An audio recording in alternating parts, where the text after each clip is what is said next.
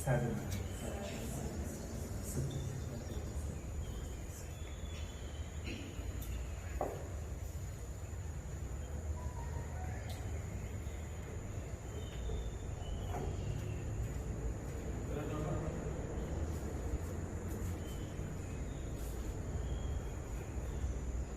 සියලුම දෙනා සාදුනාදයක් පවත්වන්නේ. නැවත වතාවක් සාදුනාදයක් පවත්වන්නේ. නැවත වතාවක් සාදුනාදයක් පවත්වන්නේ. කරුණාවන්ත ගුණබර සත්පුරුෂ පින්වතුනි, පළමුව තිසරණ සහිත පංචශීල සම්පත්තියේ පිහිටන්නට নমස්කාරය කියන්නේ.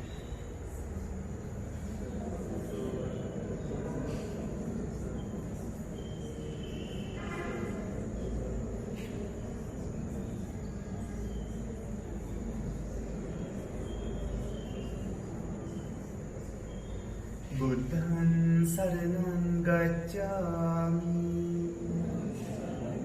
ධම්මං සරණං ගච්ඡාමි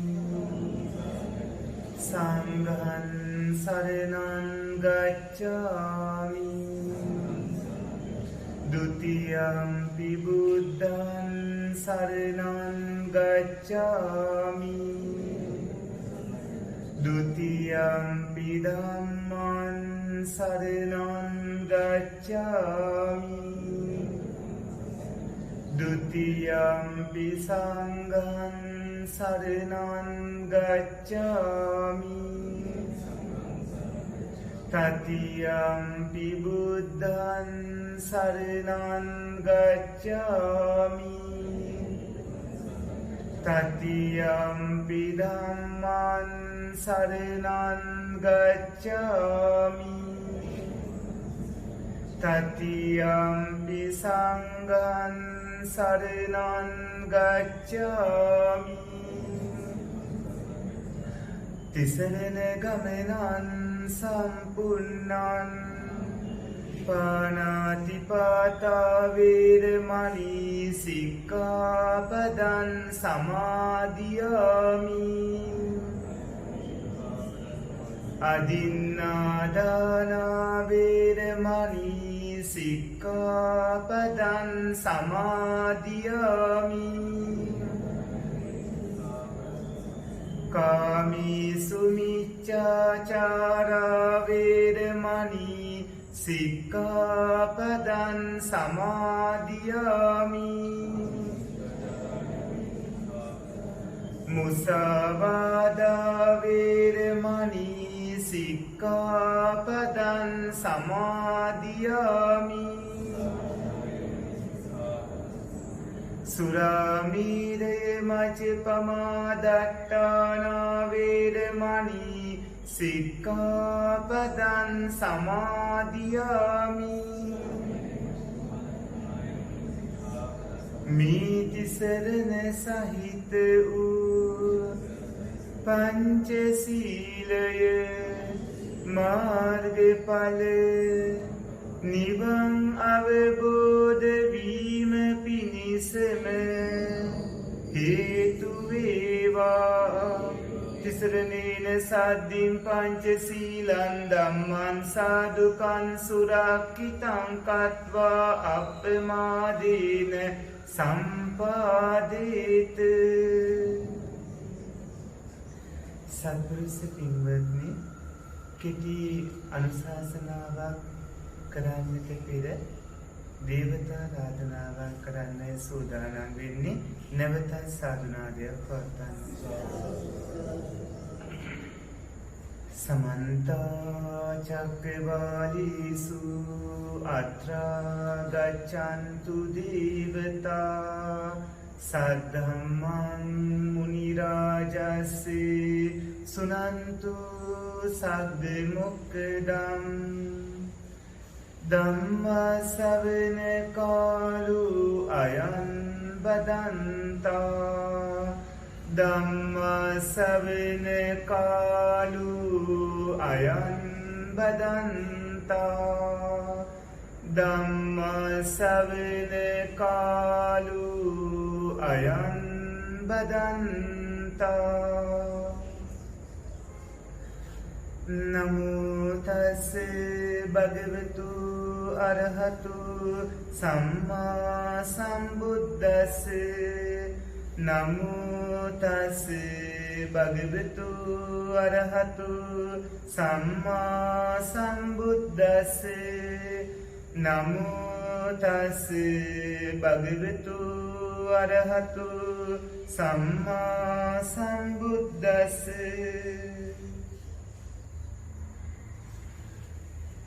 ආරාම රූපා වන රූපා යේචනා සේතුකාරකා පපංච උදපානංච යේ කරින්සු උපස්සයන්ති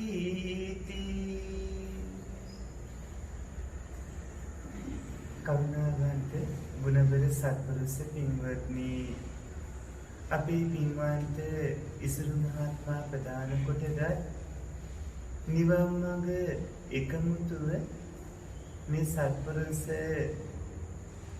මහත්මීන් මිදුවල පුතාලා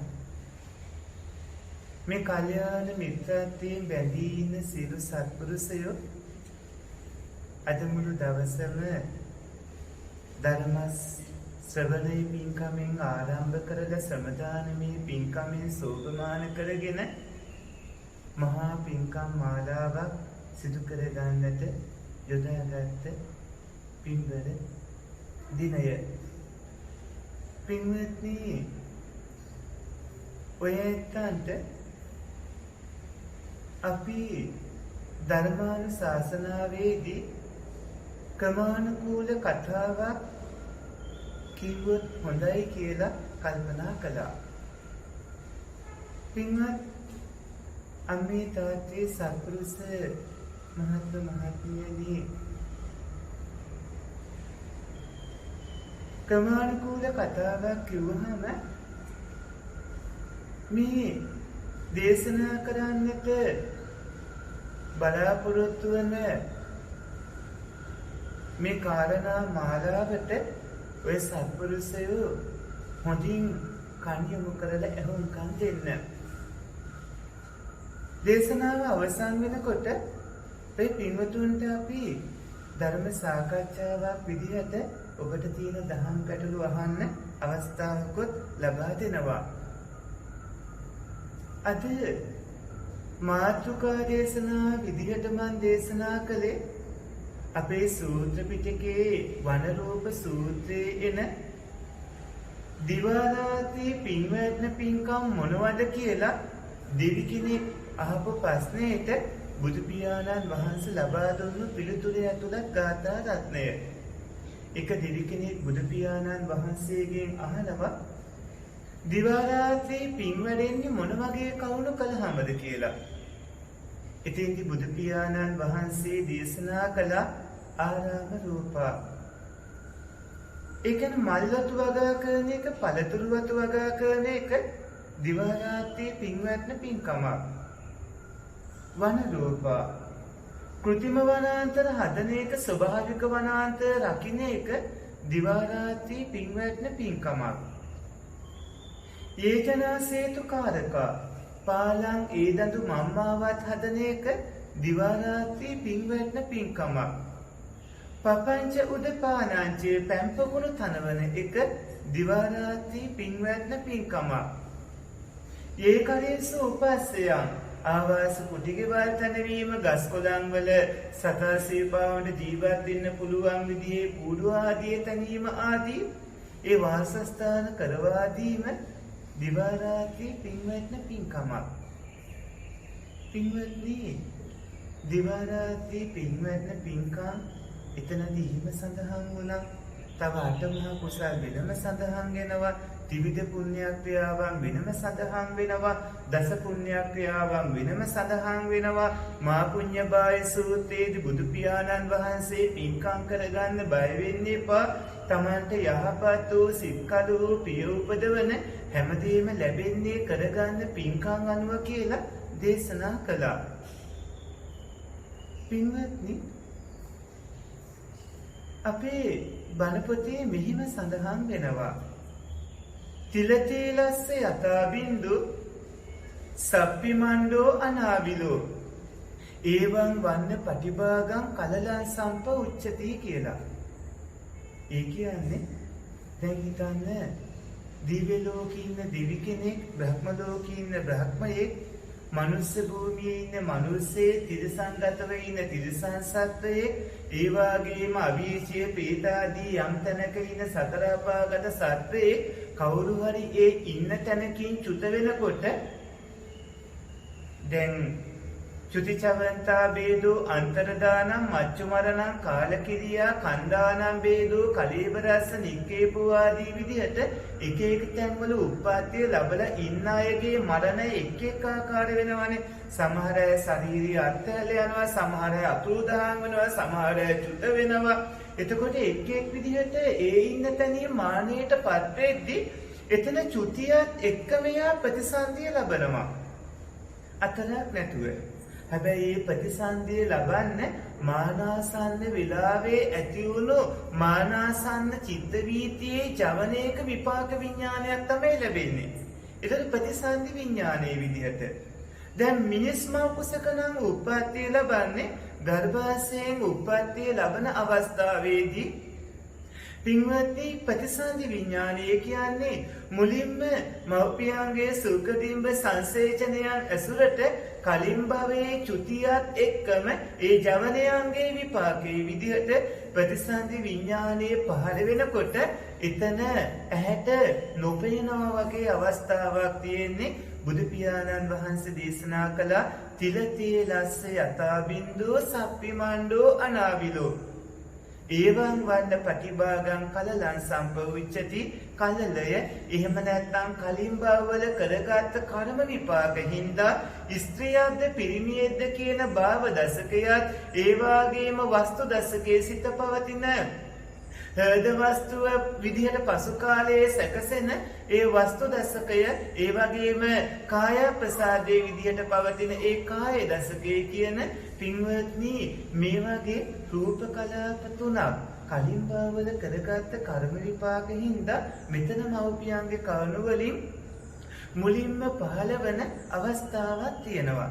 ප්‍රතිසන්දි විඥානයත් එක්කම තියෙන වේදනා සංඥා සංකාරයෝ ඒ වගේම මෙතන රූපය වස්තු දශක කාය දශක භාව දශක විදිහට ලැබෙනවා. ওই මුල්ම අවස්ථාව මම ධර්ම දේශනාව පටන් ගන්නදිම කියවනේ ක්‍රමානුකූල කතාවක් කියන හොඳට අහුම්කම් දෙන්න කියලා. පින්වත්නි ඒ ඔය ඇත්තන්ගේ අපේ සියලු මනුස්සයින්ගේ ගර්භාෂයක උප්පත්තිය ලබන සියලු සත්වයින්ගේ මුලින්ම මව කුසට පැමිණුණු අවස්ථාව. ඊට පස්සේ ඒ පඨමං කලලෝහති මුලින්ම කලල අවස්ථාව. ဒုတိယං අබ්බුදෝ හෝති දෙවෙනි සතිය වගේ වෙනකොට ලේ පාටට හැරෙන අබ්බුදයක් වෙන අවස්ථාව. තුන්වෙනි සතිය වගේ වෙනකොට ටික කැටි ගහන පටන් ගන්න අවස්ථාව. අපේ සමන්ත පාසාදිකාවේ එහෙම තියෙනවා ඔය කාල සීමාව වුණත් කවුරු හරි කෙනෙක් ගබ්සා කළොත් ඒක මනුස්ස ඝාතනයක් වෙනවා. ඒ වගේම පින්වත්නි හතරවෙනි සතිය වගේ වෙනකොට ඝනමස් පිඬුවක් වෙනවා. පස්වෙනි සතිය වගේ වෙනකොට බුබුලු දහනවා. ඒ හිසට අත්පාවලට ටිකෙන් ටික සති ගෙවි යනකොට පින්වත්නි මොලේ ක්‍රියාකාරී තත්ත්වයටපත් වෙනවා 14 වෙනි සතිය වගේ වෙද්දී. ඒ වගේම 77 වන දින රාත්‍රියේ වගේ වෙද්දී ඔය ඇත්තන්ගේ ඇස්වල පෙනීමට මුල් වෙන, කන් වල ඇහිීමට මුල් වෙන පින්වත්නි ප්‍රසාද දශකයෝ ටික චක්කු දශකයේ, සෝත දශකයේ, ගහන දශකයේ ආදී විදිහට ඒ ආයතනවල ප්‍රසාද රූප පහළ වෙනවා. ඒ ප්‍රසාද රූප කෙලින්මම කලින් භවයේ සහ ඊට පිට දීර්ඝ සසරට සම්බන්ධ කර්මයෙන් හටගන්න, කර්මයෙන් ජනිත වෙන කර්මජ රූප දශකයෝ. එතකොට භාව දශක විදිහට කාන්තාවක් පිරිමියෙක් වීමට අදාළ කවුණත් කර්මජ රූප දශකයක්. ඒ වගේම මේ කාය දශකයක් කර්මයෙන් හටගත් එකක්. ඒ වගේම වස්තු රූපය, වස්තු දශකයක් කර්මයෙන් හටගත් එකක්. මේ වගේ කර්මයෙන් හටගන්න රූප පරම්පරාවක් තියෙනවා. පින්වත්නි ටිකෙන් ටික වැඩිලා යම් දවසක ඔය ඇත්තු මෙලොව උප්පත්තිය ලැබුවා. උප්පත්තිය ලැබලා පළවෙනි සතියේ මාස ගිහිල්ලා අවුරුදු ගෙවිලා අද ඉන්න තරුණ වයසටපත් වුණා. පින්වත් ඔබ සිහියෙන් නුවණින් ඉඳලා මේ මෙතෙක් කාලයක් මම කියලා ඔබ ගැන කතා කරපො මෙතෙක් කාලයක් ආත්මය කියලා ඔය ඇත්තු හිතපො සත්‍යය පුද්ගලයා කියලා කතා කරපො කාරණාව මොකද්ද? ඇත්තටම ආත්මයක් කියලා දෙයක් තියෙනවද? මම කියලා කෙනෙක් ඉන්නවාද කියලා හොයාගෙන ගියොත් ඔබට ආත්මයක් මම කියලා ස්ථීරව තිබ්බ දෙයක් හම්බ වෙන්නේ නැහැ. ඔය පින්වතුන්ට ආත්මේ නම් වෙනස් නොවි ස්ථීරව තියෙන්න ඕනේ.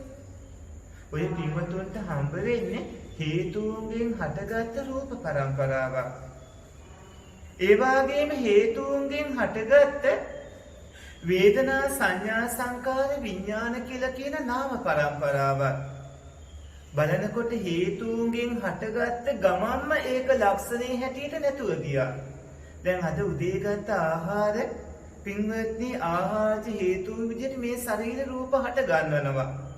ඒ හට ගන්නකොටම රූපේ නැතුව යනවා. පරම්පරාවෙන් හින්දා නැවතත් ආහාරජ වශයෙන් හට ගන්නව නැතුව යනවා. උණුසුමෙනුත් එහෙම හට ගන්නව නැතුව යනවා. කර්මේනුත් එහෙම හට ගන්නව නැතුව යනවා. සිතෙනුත් එහෙම හට ගන්නව නැතුව යනවා. බලනකොට මේ රූපේ කියන්නේ එකක් නෙමෙයි හේතුන්ගෙන් හටගෙන ඇතිව නැතුව යන පරම්පරාවක්. මේ සිත චෛතසිකත් එහෙමයි. ස්ථීරව මෙතන ආත්මයක් කියලා පෙන්වන්න දෙයක් නැහැ. මෙතන තියෙන්නේ ඇතිව නැතුව යන ස්වභාවයෙන් යුක්ත අනිත්‍ය ලක්ෂණය වුණ පින්වත්නි රූප වේදනා සංඥා සංකාර විඥාන කියන ධර්මතා ගොඩක්. ඒ වගේම මෙතන තියෙන්නේ ඇතිව නැතුව යෑම නිසා නිට්ටය නොවන නිසා අනිත්‍ය ලක්ෂණයෙන් නිතරම පීඩාවට පත්වන ධර්ම සුඛ ධර්ම නෙමේ දුක්ඛ ධර්ම.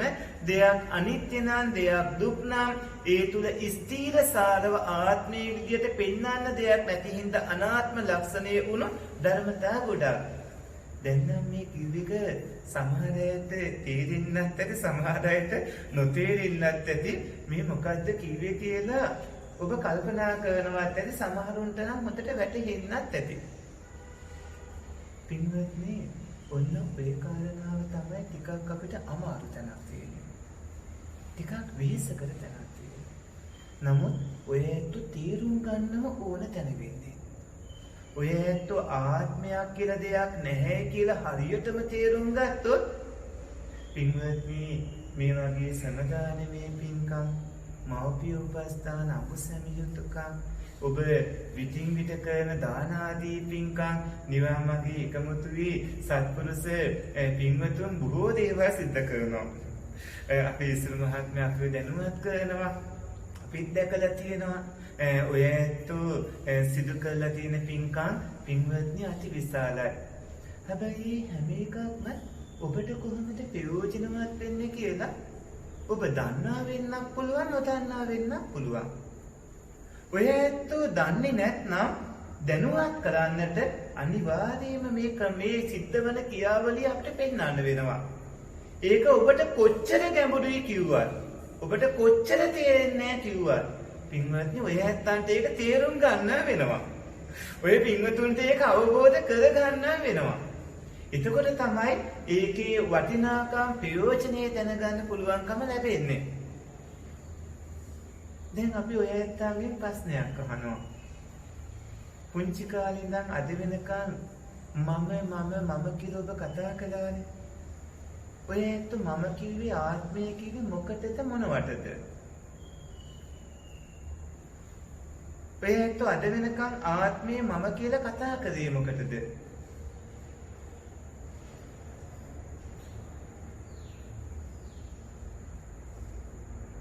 හොඳට කල්පනා කරලා උත්තරයක් දෙන්න.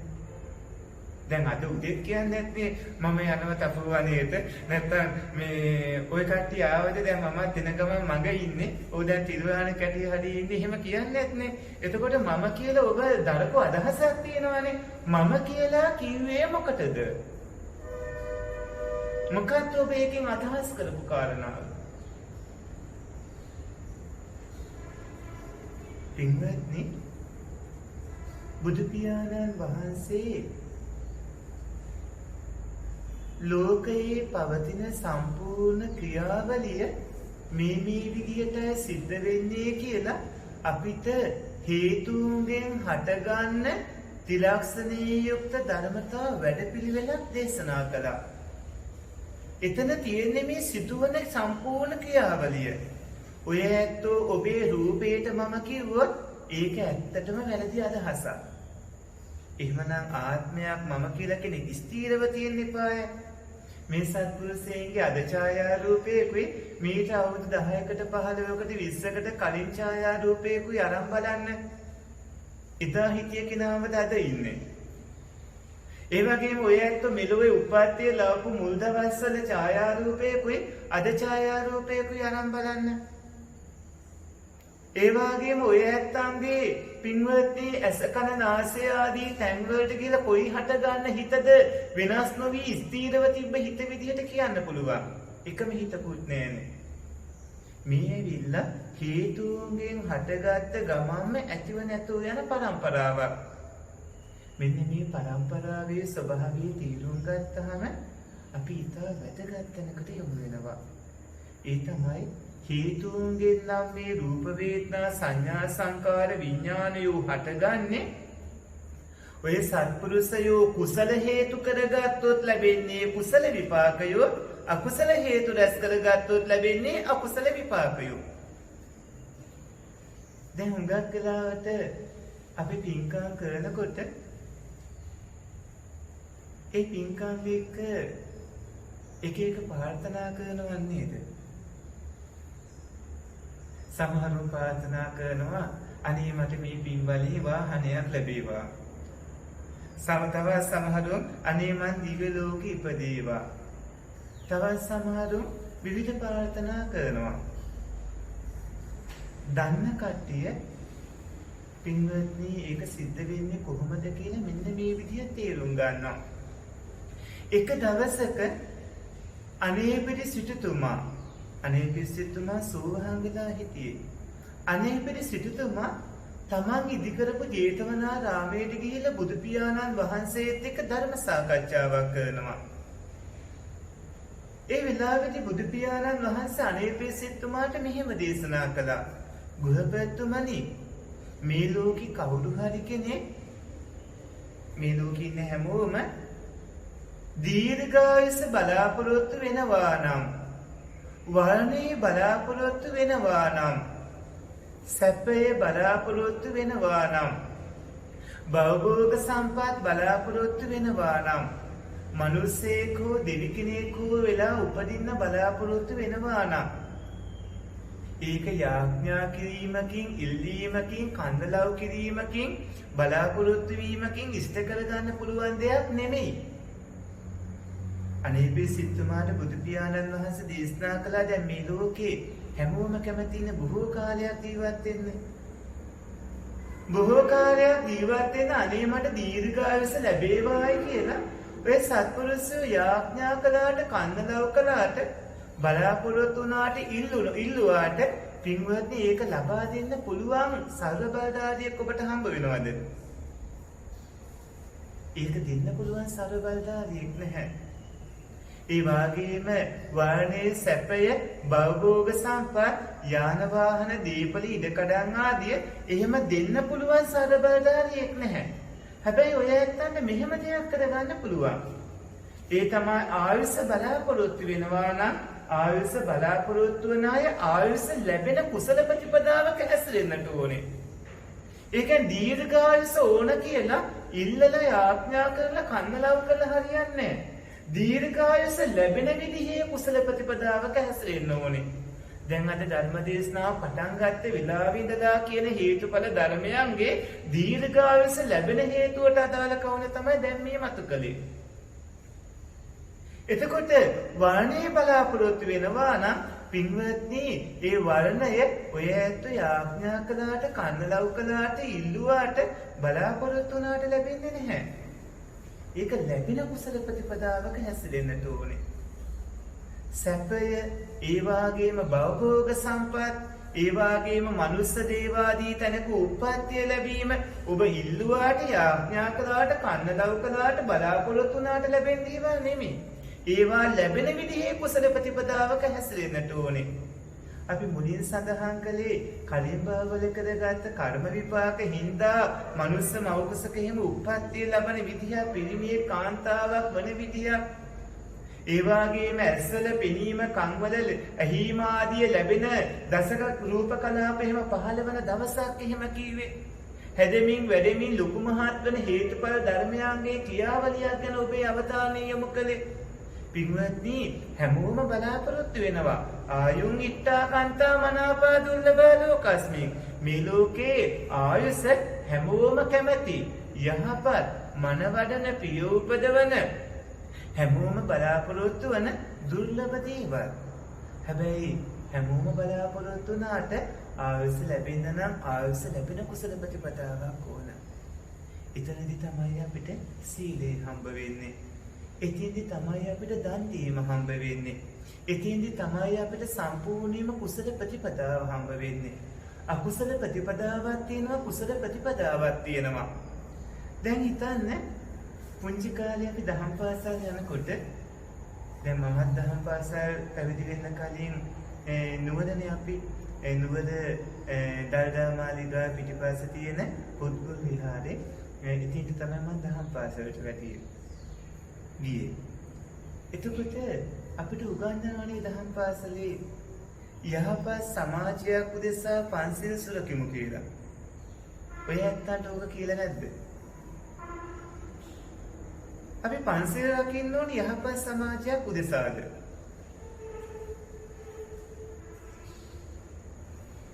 හොඳට කල්පනා කරන්න. පින්වත්නි, අපි පංචශීලයේ පළවෙනි සිල්පදේ කැඩුවා කියලා හිතන්නකෝ. ඔය ඇත්තෝ මధుරු මානවා, සත්තු මරනවා, සතෙක් දැක්ක ගමන් කීර්ති යනවා, සතට පහර දෙනවා. සත්වය මරණකොට ඔබට පානෝ භවේ පානසංහි වදක චිත්ත මුපක්කමෝ තීන ජීවිත නාසෝව අංගා පංච වදස්සිමේ. පානෝ භවේ පණ ඇති සතෙක් වීමත්, පානසංහි පණ ඇති සතෙක් කියන හැඟීමත්, ඒ වගේම වදක චිත්ත මාන චේතනාවත්, උපක්කමෝ ඒ සඳහා කරපු උපක්කමයත්, තේන ජීවිත නාසෝව ඒ උපක්කමයෙන් අර සත්‍යය මානයට පත් කිරීමත්, අංගා පංච වදස්සි මේ අංග පහම සම්පූර්ණ වෙනවා කියන්නේ පළවෙනි සිල්පදේ කැඩෙනවා. පළවෙනි සිල්පදේ කැඩුණොත් නැත්නම් පානඝාතය කළොත් අනිවාර්යයෙන්ම ඔය ඇත්ත බලාපොරොත්තු වෙන්න ඕන අඩු ආවසේ මානියටපත් වීම හෝ අතපය කැඩීම බිඳීම හෝ පින්වත්නි පෙර භවවල කරගත්ත අකුසල කර්මයෝ මතුවීම හෝ ජීවිතේට බොහෝ බාධා පීඩා බලාපොරොත්තු වෙන්න ඕන. මොකද ඕවා හේතුන්ගෙන් හටගන්න නාම රූප ධර්ම වලට අර කරගත්ත ditta ධම්ම වේද්‍ය සත්ත්ව ඝාතන අකුසල හේතුව පින්වත්නි විපාක දෙනකොට පෙර අකුසල හේතුත් එක්කම සම්බන්ධ වෙලා විපාක දෙන හේතුඵල ධර්මයන්ගේ ක්‍රියාකාරීත්වයක් තියෙන හින්දා පළවෙනි සිල්පදේ රකින්න කියලා කියන්නේ ඒක දැක්කොත් ලැබෙන ප්‍රතිඵල අතිවිශාලයි. ඒකනේ අද ධර්මදේශනාවේ මුලින්ම අවධානය යොමු කළේ ගැඹුරුම තැනකට, නාම රූප ධර්ම වලට. අපි දන්නවා නාම රූප ධර්ම එකපාරම කෙනෙක්ට තේරුම් ගන්න බෑ. හැබැයි හොඳට අවධානය යොමු කරගෙන අධ්‍යයනය කරගෙන යනකොට තීරෙන්න ගත්තට පස්සේ ඒ ඇත්තෝ ඒ උස්සේම හොයාගෙන යනවා. ඒකනේ අභිධර්මයක් ඉගෙන ගන්න කියලා කියන්නේ. මේ පළවෙනි සිල්පදේ කඩාගත්තොත් පින්වත්නි අඩුම විපාක තමයි ජීවත් වීදී අතපය කැඩීම් බිඳීම් ආදී බොහෝ කාදර වලට මුහුණ දෙන්න වෙනවා. ඒ වගේම මානින් මැත්තේ අපාගාමී වෙනවා. ඒක වැඩි විපාකේ යම් විදිහකින් කුසලයක් නිසා මනුස්ස භූමියක උප්පත්තිය ලැබුවත් පින්වත්නි බොහෝ කාදර පීඩා ඇති වෙනවා. මේ සිල්පදේ කඩාගත්ත විදිහේ හැටියට. දෙවෙනි සිල්පදේනොත් එහෙම තියෙනවා. දෙවෙනි සිල්පදේදී අඩුම විපාකයේ තමයි ජීවත් වෙද්දී, ඒ කියන්නේ සොරකම් කිරීමේ අඩුම විපාකයේ තමන්ගේ භවභෝග සම්පත් අහිමි වෙන්න මොනවා හරි හේතු යෙදෙනවා. මානින් මැත්තේ අපාගාමී වීම තමයි වැඩිම විපාකේ. කාමයේ වර්ධව හැසිරීමේ අඩුම විපාකේ තමයි Tamanට සතුරු ඇති වෙනවා. වැඩි විපාකේ තමයි සතර අපාගත වෙනවා. ඒ වාගේ බොරු කීමේ අඩුම විපාකේ තමයි අභූත දේවල් අහන්න වෙනවා. වැඩි විපාකේ තමයි සතර අපාගත වෙනවා. මත්ද්‍රව්‍ය ශරීරගත කර ගැනීමේ අඩුම විපාකේ තමයි පින්වත්නි උමතු තත්ත්වයටපත් වෙන නොසන්සුන් සිත් ඇත්තෙක් වෙනවා. ආමි විපාකේ තමයි මානින් මැත්තේ අපාගාමී වෙනවා. මේ විදිහට සිල්පදයට දැක්කොත් ලැබෙන කුසල ප්‍රතිපදාවෙන් ලැබෙන යහපත් ප්‍රතිඵල වේ නාම රූප වලට හේතු වෙනවා. නොරැක්කොත් අකුසල ප්‍රතිපදාව හින්දා නරක අයහපත් දේවලුත් ওই නාම රූප ධර්ම වලට ලැබෙනවා. ඒ වගේම දන් දීම ආදී බැලුවාම දැන් ඔය සත්පුරුෂයෝ කරන පින්කම් අති විශාලයි. අපි දකිනවා අපේ ඉස්සර මහත්මයා ඔබේ පේජ් එකේ ඔබ දානේ ඡායාරූප වල එහෙම ඔබ කරලා තියෙන පින්කම් රාශිය බොහෝ පින්කම් කරනවා. පින්වත්නි ඒවා අදසෙයිම මහත්ඵල මහවිශාල වෙනවා. හැබැයි පින්කම් කරනකොට මෙන්න මේකේ අදසෙයින් වැදගත්. ඒ තමයි පූර්ව චේතනා, මුංචන චේතනා, අපර චේතනා. ඒ කියන්නේ පින්කමට කලින් ඇතිවන සිත්, පින්කම කරමින් ඉදී ඇතිවන සිත්, පින්කමෙන් පස්සේ ඇතිවන සිත්. ඒ ඇතිවන සිතේ යෙදෙන හේතු අනුව ඒක අතිශයින්ම වැඩදායක වෙනවා. පින්කම කරමින් ඉද්දි හෝ කරන්න කලින් හෝ කළාට පස්සේ හෝ පින්වත්නි දිගින් දිගටම ඔය ඇත්තන්ට අලෝභය, අදෝසය, අමෝහය කියන හේතු තුන යෙදෙන සිත් ඇති වුණොත් අනිවාර්යයෙන්ම ති හේතුක සිතින්ද ලැබෙන්න පුළුවන් උපරිම ප්‍රතිඵල ලැබෙනවා. අලෝභය, අදෝසය කියන හේතු දෙක යෙදුනොත් ඒකෙන් දි හේතුක ප්‍රතිඵල ලැබෙනවා. ඒ නිසා සිත පරිස්සම් කරගෙන සිත කුසලයේ පිහිටුවාගෙන කටයුතු කරගන්න ඕන. එතකොට තමයි ඉහළම ප්‍රතිඵල ලැබෙන්නේ. මග කියලා තරුණයෙක් හිටියා. මේ මග තරුණයා මුලින්ම තමන්ගේ ගමේ රැස්වීමට යනකොට පිට්ටනියේ හිටගන්න තැන තනකොළේ වැවිලා තිබිලා එයාගේ තනකොළ ටික සුද්ධ කළා. සුද්ධ කරලා ඉවර වෙනකොට එයා සුද්ධ කරපු කොටසේ තවත් කට්ටියක් ඇවිල්ලා හිටගෙන රැස්වීමට සහභාගී වෙනවා. මෙයා කල්පනා කළා මම සුද්ධ කරපු තැන මේ කට්ටිය ආවා කියන්නේ මම මේ කරපු හොඳ දේ මේ ඇයට ලොකු ප්‍රයෝජනයක් වුණා. ඒ නිසා මම තවත් පිරිසුදු කරන්න ඕන කියලා පිරිසුදු කරන්න ගත්තා. දැන් ඔය සත්පුරුෂයෝ මේ වෙනකොට පන්සල්, ආරාම, ආරණ්‍ය ඒ වගේම පොදු තැන් කොච්චර ශ්‍රමදානමේ කටයුතු සිදු කරලා පින්වත්නි පිරිසුදු කරලා ඇද්ද? ඒව මහා ප්‍රබල ආනිසංසගෙන දෙන පින්කම්. මගතරුණයා එහෙම කරන්න ගත්තාම එයාට ඒක ලොකු සතුටක් වුණා. ඒකෙන් ප්‍රයෝජනත් දැක්කා. බොහෝ දිනා ප්‍රයෝජන ගන්න විදිහක් තේරුම් ගත්තා. මගතරුණයා ඊට පස්සේ මොකද කරන්නේ? පාරක යනකොට බෝක්කුවක ගල් කැබලි හිර වෙලා තිබ්බත් ඒ වයින් කළ පිරිසුදු කරනවා. කවුරු හරි කෙනෙක් පොලිතින් ආදිය දාලා තිබ්බත් ඒ අපිරිසුදු දේවල් ඉවත් කරනවා. ඒ වගේම තමන්ට හැකි පමණින් ගස් කොළන් හිටවමින් කටයුතු කරද්දී දවසින් දවස මග මානවකයාට තව එක්කිනා දෙන්න 3 දිනා 4 දිනා ආදී විදිහට 30 ගණනක් එකතු වුණා මේ අය. මේ අය ඔක්කොම එකතු වෙලා එකට කටයුතු කරනකොට එකට කටයුතු කරද්දී යම් පීඩාවක් ඇති වෙනවනේ. ඒ කාලෙත් ඒ වගේ ගම්පදානියා ඕකට කැමති උනේ නැහැ. ගම්පදානියා එක එක හිරිහැර කරන්න ගත්තා. අන්තිම රජතුමාට ගතු කියමින් කේලාම් කියමින් මේ ඇයට විරුද්ධව රජතුමා උස්සි ගැන්නුවා. ලොකු ජීවිත හානියකුත් කරන්න හැදුවා. හැබැයි කිසි දෙයක් කරන්න බැරි වුණා මේ ධර්මයේ හැසුරුන එකේ ආරක්ෂාව හින්දා. පින්වත්නි ධම්මෝ හවීරක් කති ධම්මචාරී. ධර්මයේ හැසිරෙන උදවිය ධර්මයේ විසින්ම ආරක්ෂා වෙනවා. ඒ කියන්නේ ඕවා නාම රූප ධර්ම. ඕවා ආත්ම විදියට ගන්න පුළුවන් දේවල් නෙමෙයි. ඕවා හේතුන්ගෙන් හට ගන්න ධර්මතා. ඔබ රැස් කරගත්තේ කුසල හේතු නම් අනිවාර්යයෙන්ම රැස් කරගත්ත කුසල හේතු විපාක විදියට ලැබෙන්නටම ඕනේ. එතකොට ඔය හේතුන්ගෙන් හටගත්ත ඔය ධර්මතා වැඩපිළිවෙලට පින්වත්නි කුසල හේතු විපාක දෙන්නටම ඕනේ. ඒ විදිහට එදා අපේ මගමානවකය තමන්ගේ කණ්ඩායමත් එක්ක එහෙම පින්දහම් කරමින් අර ඇතුණු කරදර පීඩාවලටත් මුහුණ දීගෙන ඉදිරියට කටයුතු කරන් යනකොට මේ එකතු වෙලා අම්බලමක් හැදුවා. අම්බලම ඉදි කරනකොට හැමෝම මහන්සි වුණා. හැබැයි මගමානවකයාගේ එක බිරිඳක් හිටිය සුජාතා කියලා. ඒ බිරිඳ නම් අර පින්කම් වලට සම්බන්ධ වුණේ නැහැ. මේ මග තරුණයාගේ හිටිය බිරිඳවරුන්ගේ එක බිරිඳ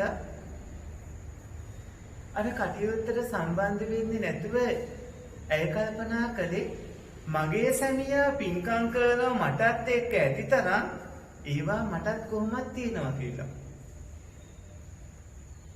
පින්වත්නි එහෙම හිතලා සුජාතාව කිසිම පින්කමක් කළේ නැහැ. කර්මය කියන්නේ තමන් අයිති කොට තියෙන එක. එකට ජීවත් වුණත් ඔය ඇත්තන්ගේ චේතනාව තමයි කර්ම විපාකේ ලබා දෙන්නේ. චේතනාවයි කර්මය කියලා කියන්නේ. අර පිරිස ඔක්කොම කාලානුරූපව මිය ගියාම උප්පත්තිය ලැබෙ දිව්‍ය ලෝකේ. හැබැයි මේ සුජාතාව තමන්ගේ සැමියා කර පින්කම් තමන්ටත් අයිති කියලා හිතාගෙන කිසිම පින්කමක් කරන්නේ නැතුව හිටියේ හින්දා ඇයි ප්‍රති මානින් මැත්තේ කෙකිනියක් වෙලා. පින්වත්නි කර්ම විපාකේ තමා අයත් කොට තියෙන්නේ. කම්මදායදෝ කම්මයෝනි කම්මබන්ධෝ කම්මපටිසරණෝ. ඒ නිසා කර්මී ගැන දැනගෙන කුසල කර්ම විපාක ලැබෙන ආකාරයේ තීරුම් අරගෙන අපි ධර්මයේ හැසිරෙන්නට ඕනේ. හැම වෙලාවෙම කරන පුණ්‍ය කර්මවල කුසල විපාක තියෙනවා. දැන් බලන්න අද කාලේ විවිධ ඇත්තෝ විවිධාකාර පින්කම් කරනවා. පින්කම් කරලා අන්තිමට ගිහිල්ලා තමන්ගේ යහළුවන්ට හිතමිතුරන්ට කියනවා මම මේ වගේ පින්කමක් කළා ඔබත් ඒ ගැන සතුටු වෙන්න කියලා. හැබැයි සමහර යාළුවෝ කියනවා නේද කොහොයා මේ අත්‍යරියට තාම අත්‍යල්ල නැහැ මේ ඔය අල්ලගෙන ඉන්නේ ඔක අත්තරින්න කියලා කියනවා නේද? එහෙම ඇහිලා නැද්ද? ඔය ඇත්තන්ටත් එහෙම කියලා ඇති කට්ටිය. ඒ ඇත්තෝ අත්හරීම කියන එක දන්නේ නැති හින්දා තමයි එහෙම කියන්නේ. ඒ ඇත්තෝ කර්මය කියන්නේ මොකද්ද කියලා දන්නේ නැති හින්දා තමයි එහෙම කියන්නේ. පින්වත්නි ඔබ පින්කමක් කළාම කළ පින්කම දිහා නැවතත් හැරලා බල කල්පනා කරන්න. එතකොට ඇති වෙන්නේ අපරචේතනා විදියට කුසල විපාක කුසලයෝ. එතකොට මේ කුසලය සිත් වලින් ඇති වෙන්නේ කුසල විපාකයෝ. ඔය දැන් අර කට්ටිය කියන්නේ පින්කම් අත්හරින්න කියලා පින්කම් අමතක කරලා කියලා නේද කියන්නේ. ඔබ කළ පින්කම් අමතක කළා කියමුකෝ. අමතක කළාට පස්සේ දවසේ වැඩිපුරම ඔබට ඇතිවන සිත් කුසල සිත් අකුසල සිත්. ඒ කියන්නේ ලෝභ දේශ මොහ ඇතිවන සිත් අලෝභ දෝෂ අමෝහ ඇතිවන සිත්. වැඩිපුර ඇති වෙන්නේ අකුසල සිත්නේ. එතකොට අකුසල සිත්ම වැඩි කාලයක් ඇති වෙනකොට ඒ හැම සිතකටම ජවන් සිතකට විපාක ලැබෙද්දී වැඩි වශයෙන් ඇති වෙන්නේ අකුසල විපාකය. ඒ නිසා පින්කමක් කළාම කර පින්කම් නැවත මතක් කරන්න සතුටු වෙන්න. අත්හරින්න ඕනේ අකුසල නිසා කුසල නෙමෙයි. ඇස්වල පෙනීම ලැබෙන්නේ පෙනීම ලැබෙන කුසල ප්‍රතිපදාවේ ඔබ හැසිරුණොත්. ඒ වගේම වාණයේ සැපේ බලය භවෝග සම්පත් ලැබෙන්නේ සත්පුරුෂ පින්වත්නි ඒවා ලැබෙන කුසල ප්‍රතිපදාවේ හැසිරුණොත්. ඒ නිසා නිරතුරුවම ධර්මයේ හැසිරෙමින් කළ පින්කම් මතක් කරගන්නත් ඕනේ මතක් කරන්නත් ඕනේ. හැබැයි ධර්මයේ දැනගන්නත් ඕනේ. අද හුඟක් අය ධර්මයේ දන්නේ නෑ නේද? දැන් දස පනත ගැන අහන්නකෝ ඔය ක්‍රිස්තියානි කෙනෙක්ගෙන් ඔවුන් අපූර්වට ඔවුන්ගේ දසපනත සහ බයිබලයේ විස්තර කියාවි. අහන්නක කුරාණයේ සම්බන්ධව මුස්ලිම් කෙනෙක්ගෙන් ඔවුන් අපූර්වට කියාවි ඔවුන්ගේ කුරාණයේ තියෙන පාඩත් එක කටපාඩමින්ම මේ විදිහටයි කියලා. අහන්නක හින්දු කෙනෙක්ගෙන් භගවත් ගීතාව ගැන ඒත් අපූර්වට භගවත් ගීතාවේ තියෙන ශ්ලෝකෙ හිම කටපාඩමේ සත්‍යයනා කරලා ඔබ ඉදිරියේ කියයි. අහන්නකෝ බෞද්ධ කෙනෙක්ගෙන් පන්සිල් වල තීරුම සහ පන්සිල් කැඩෙන අංග ටික කොහොමද කියලා. අහන්නකෝ බෞද්ධ කෙනෙක්ගේ තුනුරුවන් සාරණ යන බුද්ධං සරණං ගච්ඡාමි එකේ තේරුම් ටික එහෙම කොහොමද කියලා. අහන්නකෝ බෞද්ධ කෙනෙක්ගෙන් උපාසක උපාසිකා ජීවිතේ ගෙවන්න ඕනේ කොහොමද කියලා.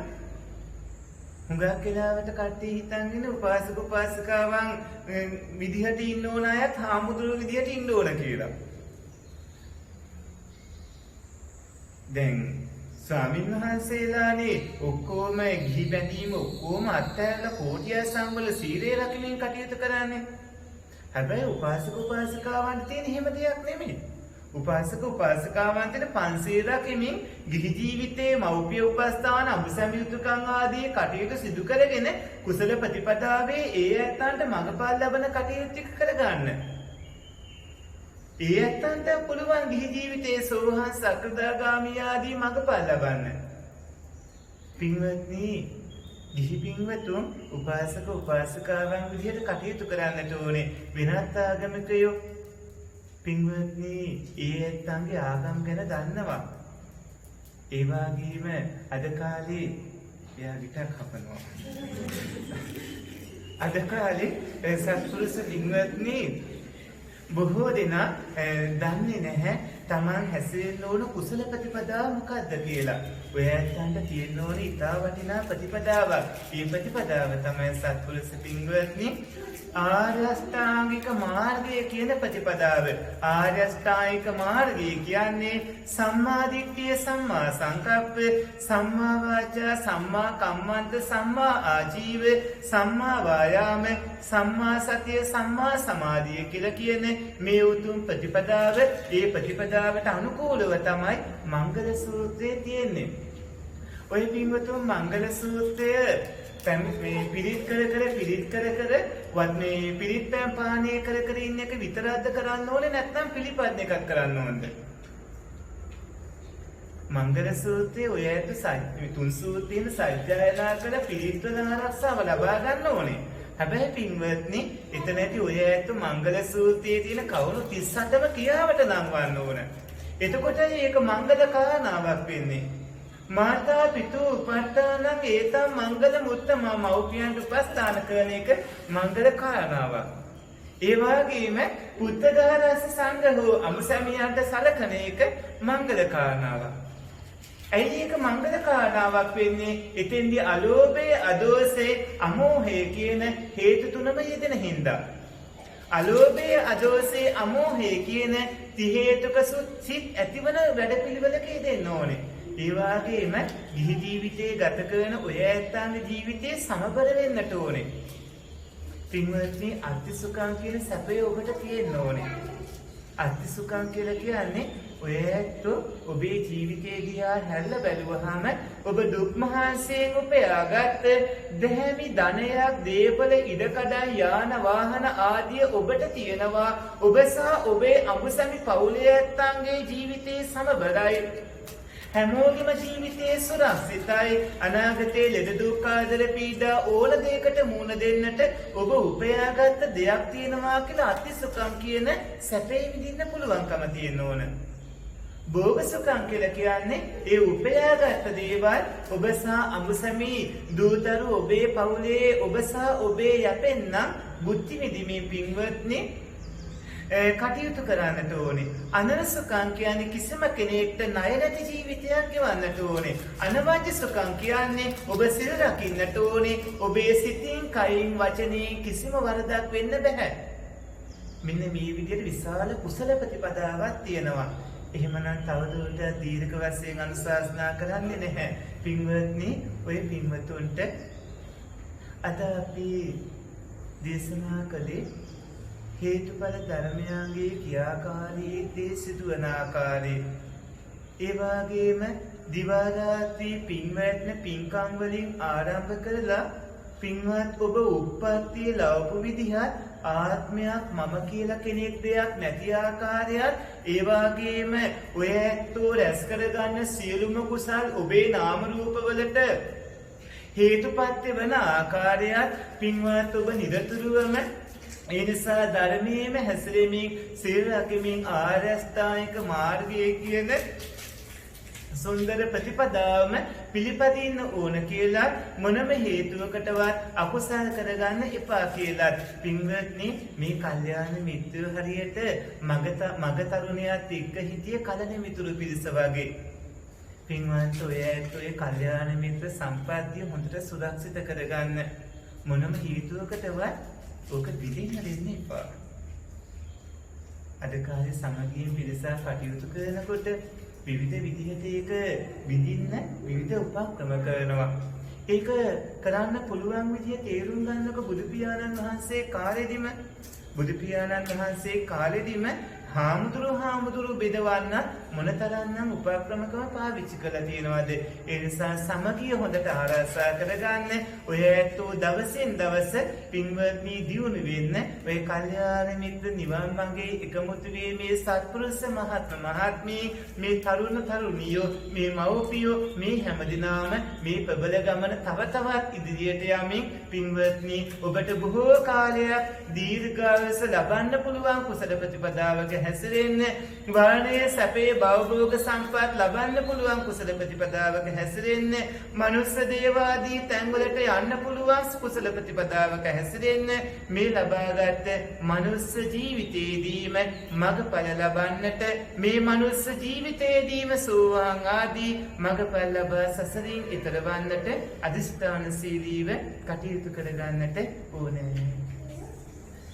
පින්වත්නි ඔබට තියෙන දහම් ගැටලු ඉදිරිපත් කරන්න.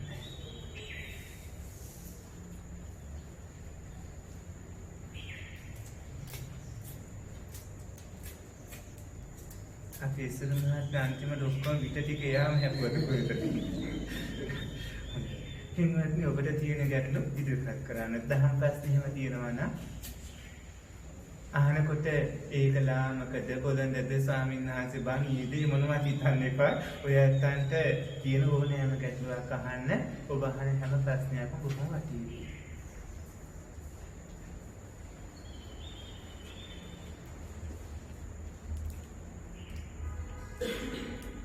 ඒ වගේම අපි මේ ඔබ යම්කිසි ප්‍රශ්නයක් අහනකන් තමයි මම මේ කවුන මතක් කරන්නේ. ඒ වගේම මේ කවුන විශේෂයෙන් කියන්න ඕනේ පින්වත්නි බුදු පියාණන් වහන්සේ දේශනා කරපු ත්‍රිපිටකය සහ ඒ අටුවා ටීකා ටිප්පණි ගැටපද ඇසුරෙන්ම ධර්මයේ දැනගන්න ඔය ඇත්ත උනන්දු වෙන්න. ඒකම කිසිම වෙලාවක පුද්ගලයෙක් සරණ යන්න එපා. දැන් මේත කාලේ බුදු පියාණන් වහන්සේ ලංකාවේ පහළ වුණා වගේ ඒ වගේම රාවණ රජතුමා වගේ සංකල්පයක් මතු කරලා ඒ වගේම තමන් මගපල් ලැබුවා වගේ ඒ විවිධාකාර ප්‍රකාශ කරන අයගෙන් ඔය ඇත්ත පරිස්සමෙන් කටයුතු කරන්න. හැම වෙලාවෙම යම් කරුණක් දහම් ගැටලුවක් ආවොත් ඒක දන්නා කියන ධර්මදර බහුසුත ස්වාමීන් වහන්සේ නමක්ගෙන් අහලා විමසලා ඒක නිරවුල් කරගන්න.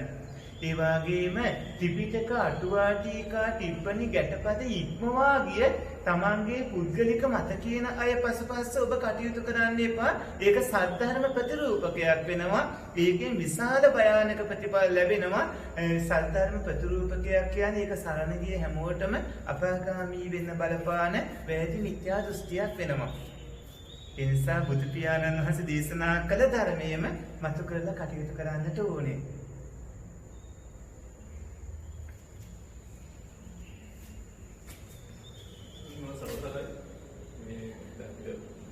ප්‍රායෝගික විදියට අපි දැන් පින්කම මොකක්ද කරලා ඉවර වෙලාවදී ඒක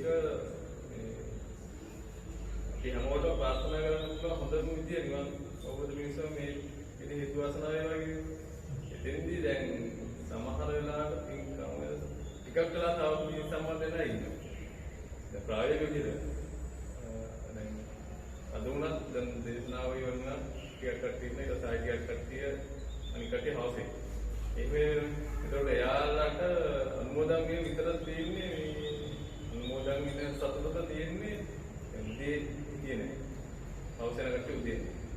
උදේ එනකට හවුස් එකෙන් හැබැයි සම්පූර්ණ පින්කම අපිට පුරාලා හරි කොහොම හරි ඒගොල්ලෝ දකිනවා දැනගන්නවා. එතකොට ඒගොල්ලෝ කොහොමද ඒක ඒගොල්ලන්ගේ නිවන අරමුණු පිණිස ඒක කල්පනා බොහොම හොඳයි පින්වත් සිසු මහත්ම බොහොම වටිනා ප්‍රශ්නයක් ඇහුවේ. පින්වත්නි ඔයත් යම්කිසි පින්කමක් කරගත්තට පස්සේ පින්කම අවසානයේදී යම් ප්‍රාර්ථනාවක් ඇති කරගන්න. එතනදී ඔබට තියෙන ප්‍රාර්ථනාවක් කළපමණින් දෙයක් ඉෂ්ට වෙන්නේ ඒකට හේතු සම්පත් ඕන. ඔබ හේතු සම්පත් රැස් කරගෙනනේ අරමුණක් ඇති කරගන්න. ඒ නිසා ඒක ඉෂ්ට වෙනවා. ඒ එකම අරමුණේ ප්‍රාර්ථනාව නිවන් දැකීම කරගන්න.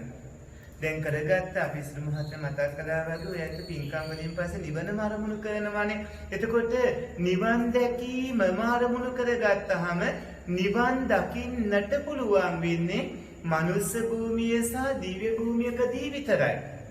ඒ කියන්නේ අයික්ක අනිවාර්යයෙන් මිනිසෙක් වෙන්න ඕනේ. එහෙම නැත්නම් දෙවි කෙනෙක් වෙන්න ඕනේ. හැබැයි මිනිස්සෙකෝ පමණින් නිවන් දකින්නත් බෑ. එයා අන්ධ කෙනෙක් වුණොත් අහලා තියෙනවද අන්ධ කෙනෙක් මඟපල් ලැබුවා කියලා? ගොළු බිහිම අන්ධ බුද්ධික කෙනෙක් මඟපල් ලැබුවා කියලා අහලා තියෙනවද? ඒ වගේම තිරසංගත සත්වයෙක් මඟපල් ලැබුවා කියලා අහලා තියෙනවද? මඟපල ලබන්න නම් 30 හේතුක උපතක් ඕන වෙනවා. 30 හේතුක උපතක් ලබන්න නම් මිනිස්සෙක් හරි දෙවි කෙනෙක් හරි වෙන්න වෙනවා. එතනදී කලින් පෙරපින් ඒකට ඕන වෙනවා. දස පාරමිතා, උපපාරමිතා, පරමත්ත පාරමිතා ආදී පාරමිතා වංගෙන් ලැබුණු හේතු සම්පත් ඕන වෙනවා. පින්කමක් අවසානයේදී ඔය ඇත්තෝ නිවනම අරමුණු කරන්නට ඕනේ. එතනදී පින්කමට සමහර පින්වතුන්ට මුල ඉඳන් එන්න බැරි වෙනවා. මැදටි සම්බන්ධ වෙනවා. අගටි සම්බන්ධ වෙනවා.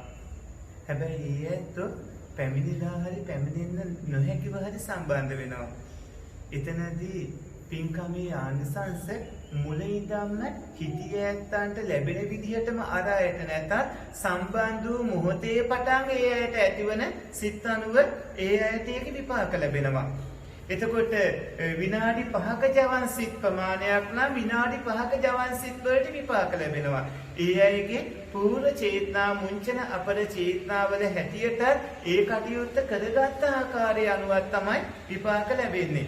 දැන් බලන්න මගමානවකයාගේ සුජාතා කියලා කියන බිරිඳ පින්කම් වල හැසිරුන්නේ නැහැ. ඇය කෙකිනියක් වුණා අනිත් ඔක්කොම දිව්‍ය ලෝකේ මේ දේවවරු විදියට උප්පත්තිය ලැබුවා. එතකොට මගමානවකයා තමයි අද සක්‍රදීව රාජයා විදිහට ඉන්නේ. පින්වත්නි මේ විදිහට ඔය සත්පුරුෂයෝ පින්කම් කරනකොට වඩාම සුදුසු තමයි පින්කමට මුලින් ඉඳන් පූර්ව චේතනා වාරයේ බල සම්පන්නව සිත් ඇති කරගන්න එක. මුංචන චේතනා අපර චේතනා කියන මේ හැම වෙලාවකම පින්වත්නි බල සම්පන්න 30 හේතුක සිත් ඇති කරගන්න එක. අඩු කාලයක් ඒකට යෙදුනොත් ඒ අඩු කාලයේ හැටියට විපාක ලැබෙනවා.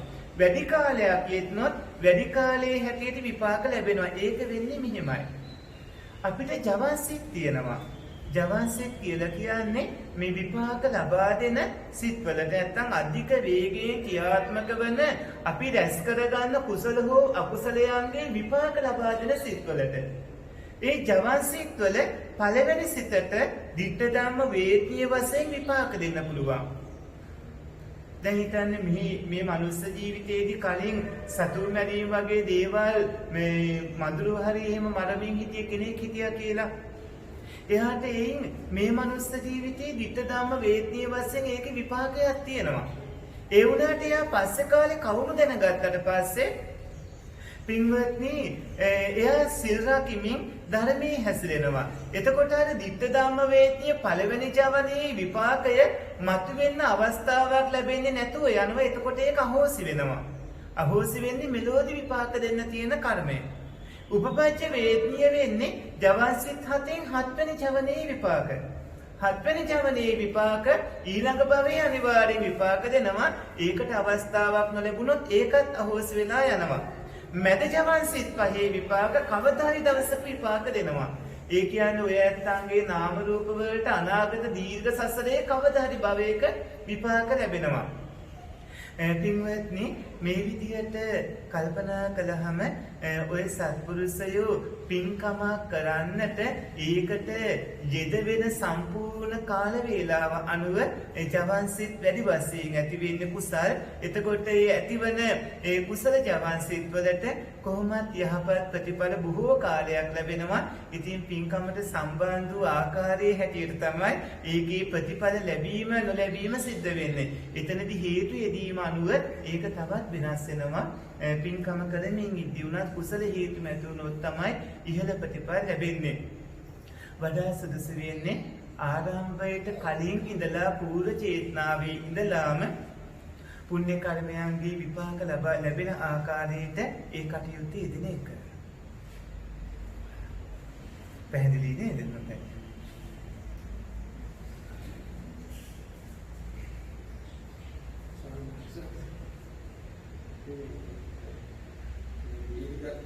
සංසාරේ කුසල අකුසල කරමින් ඒ වායේ ප්‍රතිඵල දෙමින් ජවන් සිත්තල ඵල අනුභව කරමින් ආවනේ මේක ගමන.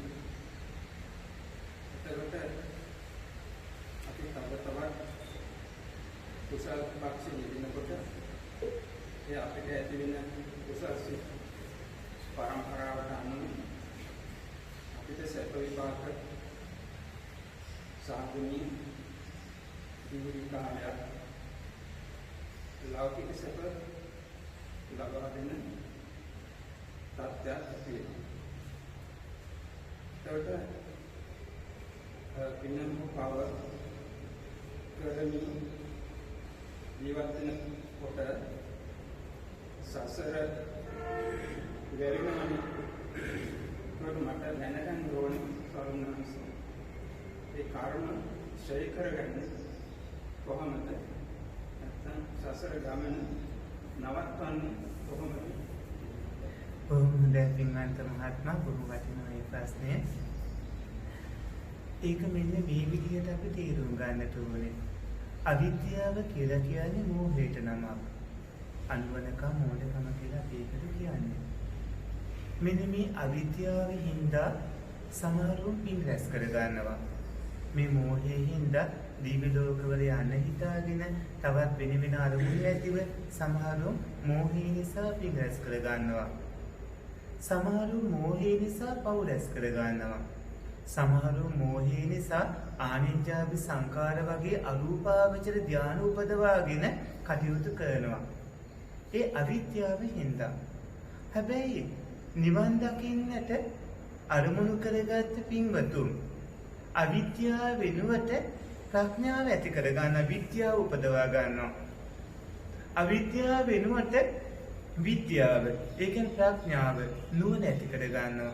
නුවණ ඇති කරගෙන ඒ ඇත්තෝ නිවන් දකින්නට පුළුවන් ආකාරය කොහොමද කියලා දැනගද්දි ඒකට බෝධිපාශික ධර්ම 37 ඕන බව දැනගන්නවා. ඒ කියන්නේ සතර සතිපට්ඨානේ, සතර ඉද්ධිපාදේ, සතර සම්‍යක් ප්‍රධාන වීර්ය, පංච ඉන්ද්‍රිය, පංච බල, සත්‍ය බොජ්ජංග ධර්ම, ආර්ය අෂ්ටාංගික මාර්ග අංග 8 කියන ඔය බෝධිපාශික ධර්ම 37 ඕන බව ඒ ඇත්තෝ දැනගන්නවා. මොකද මාර්ග සිතක් ඇති වෙද්දී, ඵලසිත ඇති වෙන්න නම් අනිවාර්යයෙන්ම මාර්ග සිතක බෝධිපාශික ධර්ම 37ම යෙදෙන්නට ඕනේ. බෝධිපාශික ධර්ම 37ම එකට යෙදෙනොත් තමයි අකුණක් වැදුනා වගේ, අකුණක් ගහකට වැටුනොත් ගහේ ජීව ශක්තිය නැති වෙනවා වගේ, අකුණක් වැටනා වගේ ඒ චිත්ත සංතතියේ ඒ වැදුණු අකුණේ හැටියට ජීව ශක්තිය නැති වෙනවා වගේ ඇතිවුණු මාර්ගසිතේ හැටියට කිලිසුන් ප්‍රහාණයක් වෙන්නේ. එහෙම ධර්මතා 37ම යෙදෙන්න නම් එකට ඒ ධර්මතා වෙන වෙනම ඉපදෙන විදිහේ පූර්ව භාග ප්‍රතිපදාවක් ඕන වෙනවා. ඒ පූර්ව භාග ප්‍රතිපදාවේදී සතර සතිපට්ඨානේ කායානුපස්සනා, වේදනානුපස්සනා, චිත්තානුපස්සනා, ධම්මානුපස්සනා සතර ඉද්ධිපාදයෝ ඡන්දිද්ධිය, ඡන්දවිරිය, චිත්ත විමර්ශන කියන ඉද්ධිපාද හතර. සතර සම්‍යක් ප්‍රදං වීර්යෝ නූපං අකුසල් නූපදවීම, උපං අකුසල් දුරු කිරීම, නූපං කුසල් ඉපදවීම, උපං කුසල් වැඩි දියුණු කිරීම. එතකොට සතර පංච ඉන්ද්‍රිය ධර්මයෝ, පංච ඉන්ද්‍රිය ධර්මයෝක සත්ත්‍ඉන්ද්‍රිය, විරීන්ද්‍රිය, සතින්ද්‍රිය, සමාධින්ද්‍රිය, පඤ්ඤේන්ද්‍රිය චිත්ත සංතතියක අධිපතිකම් කරන අකුසල් ඇති වෙන්න දෙන්නේ නැතුව සිත බලවත් කුසල පාර්ශවයේ තියෙන හිත තුල නිතරම රචකම් කරන ඔය පින්වත්නි සත්ත්‍ඉන්ද්‍රිය, විරීන්ද්‍රිය, සතින්ද්‍රිය, සමාධින්ද්‍රිය, පඤ්ඤේන්ද්‍රිය කියන ධර්මතා පුරුදු කරගන්න වෙනවා. බල ධර්ම. එතකොට සද්ධා බල, විරිය බල, සති සමාධි, ප්‍රඥා බල කියන බල ධර්ම පහ ඕන වෙනවා. අකුසලයක් මතුවෙනකොටම කුසල බලයෙන් ඒක නැති වෙලා යනවා. ඒ වගේම සති ධම්ම විචේ, විරිය පීති පස්සද්ධි සමාධි උපේක්ඛා කියන බොජ්ජංග ධර්ම හත ඕන වෙනවා. ඒ වගේම සම්මාදිට්ඨි, සංකප්ප වාචා, කම්මන්ත ආජීව වායාම, සති සමාධි කියලා කියන ආර්ය අෂ්ටාංගික මාර්ග අංග 8 ඕන වෙනවා. ඔය කිව්ව බෝධිපාක්ෂික ධර්ම 37 වැඩෙන විදිහේ පින්කම් සහ කුසල වැඩපිළිවෙලක හැසිරෙන්න වෙනවා. ඒ කියන්නේ අපි අවිද්‍යාවෙන් සංස්කාර ඇස් කර ගැනීම වෙනුවට විද්‍යාවෙන් නැත්නම් ප්‍රඥාවෙන් බෝධිපාක්ෂික ධර්මතාවයන් හට ගන්න පූර්ව භාග ප්‍රතිපදාව කියන කුසල ප්‍රතිපදාවේ යන්නට වෙනවා. අපි සමේ දස පාරමිතා, දස උපපාරමිතා, දස පරමාර්ථ පාරමිතා කියන පාරමිතා වැඩපිළිවෙලේ. ඒ කියන්නේ ආර්ය අෂ්ටාංගික මාර්ග ගමන් මගේ ඉදිරියට යන්න සිද්ධ වෙනවා. එහෙම කළාම තමයි මඟඵල ලබන මොහොතේදී උනත් මේ චක්කු ප්‍රසාදය නැත්නම් මේ චක්කු ප්‍රසාද මේ කර්මජ රූප දස කලාපේ පවතින ඕනේ. මේ ඇහි පෙනීම දිගටම ලබා දෙන්න හේතු ඕන වෙනවා. හේතු නැතුව ගියොත් අන්ධ වෙලා යනවා. එතකොට ඇස්වල පෙනීම ලබා දෙන කුසල ප්‍රතිපදාව මඟඵල ලබන වෙලාවට ඕන වෙනවා. අන්ධ කෙනෙක්ට මඟඵල ලබන්න බැහැ. ඒක જાති අන්ධ කෙනෙක් මඟඵල ලැබුව බව අහලා නෑ නේද? ගොළු පිහිරි මන්ද බුද්ධ කෙනෙක් මඟඵල ලබන්නේ. එතකොට දස පාරමිතාදී කුසල ප්‍රතිපදාව ඕන වෙනවා. මේ විදිහට පින්වත්නි ඔය සත්පුරුෂයෝ පින්කම් කළාම හැම පින්කමකදීම නිවනම අරමුණු කරගන්න, නිවන් දකින්නට දාන, සීල, භාවනා ආදී ත්‍රිවිධ පුණ්‍ය ක්‍රියාවන්, දස පාරමිතාදී ධර්ම ඕන වෙනවා. ප්‍රඥාවෙන් තමයි කෙලෙසුන් නසන්නේ. කෙලෙසුන් නසන්න ප්‍රඥාව දියුණු වෙන්න ඕනේ. ප්‍රඥාව යෙදෙන්න නම් එතෙන්දී එයා අනිවාර්යයෙන්ම මිනිසෙක් හෝ දෙවි කෙනෙක් හෝ වෙන්න ඕනේ ති හේතුකව. එතකොට මේ ති හේතුක තත්ත්වයේ තුල මඟපල් ලබන්න නම් මඟපල් ලබන මොහොත වෙනකොට කර්මාන්තරාය, ක්ලේශාන්තරාය, විපාකාන්තරාය, ආඥාවතික්කමාන්තරාය ආදී අනතුරු වලට ලක් නොවී ඉන්නත් ඕනේ. එතකොට මේ සියල්ලම කුසල ප්‍රතිපදාවෙන් තමයි ලැබෙන්නේ. මේ වගේ සමදානාදී සියලුම පුණ්‍ය කර්මයෝ පින්වත්නි නිවනම අරමුණු කරගෙන කරන්න, නිවන් දකින්නට හේතු සම්පත්ම කරගන්න, නිවන් දකින්න ගමනට අතිශයින්ම උපකාරී වෙනවා. සංසාර ගමන් මඟ දිග්ගස්සන විදිහේ මෝහේ මුල් කරගත්ත පුඤ්ඤාභි සංකාර වැඩ පිළිවෙලක් ඇති කරගන්න එපා. අමෝහේ මුල් කරගත්ත දසපාරමිතාදී පුඤ්ඤාභි සංස්කාර වැඩ පිළිවෙලක් එක්ක පූර්ණ භාග ප්‍රතිපදාවෙන් සන්නද්ධව නිවන් දකින්න ගමනේ ඉදිරියට කටයුතු කරගන්න.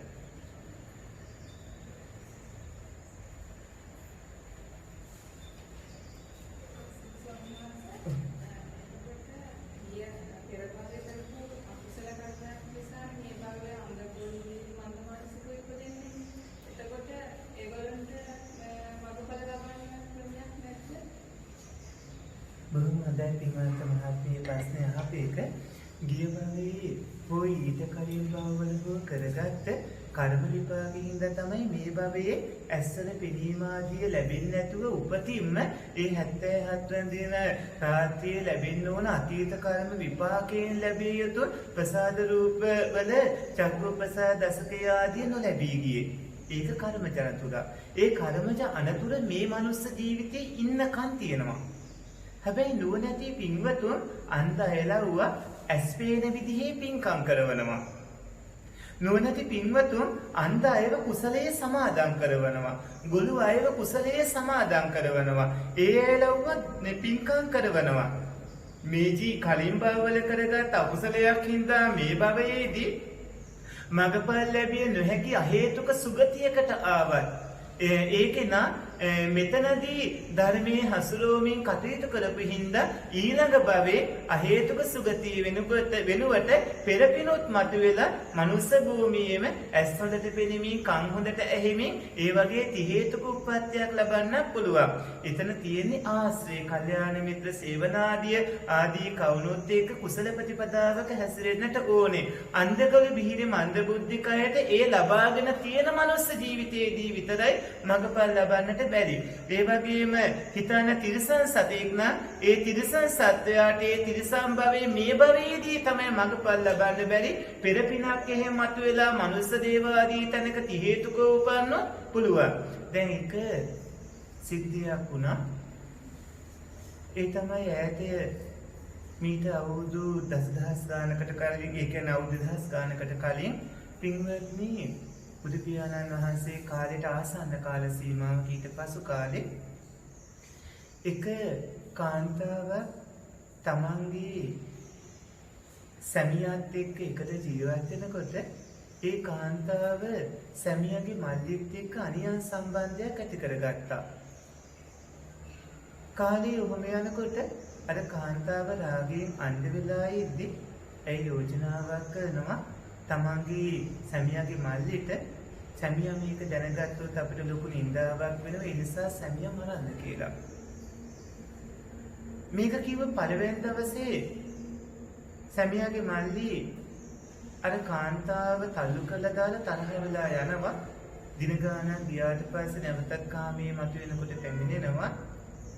දෙවෙනි දවසකත් අර කාන්තාව අර විදිහටම කියනවා. එතකොට අර මල්ලි නිස්සද්ද වෙනවා. තවත් ටික දවසක් ගියාට පස්සේ තුන්වෙනි දවසේ මේ තුන්වෙනි පාරත් අරම කියනකොට අහනවා කොහොමද මරන්නේ, කොහොමද ඒක කරන්නේ කියලා. දැන් අර පහුගිය දවස්වල මතකනේ අර මේ රූපලාවන්‍ය ශිල්පිනිය සම්බන්ධයෙන් සිද්ධ වුණු සිද්ධිමාලාවක් එහෙම. ඒ වගේ අතීත සිද්ධියක්. එතකොට අර කාන්තාව කියනවා සැමියා වැඩ ඇරලා ආවහම මම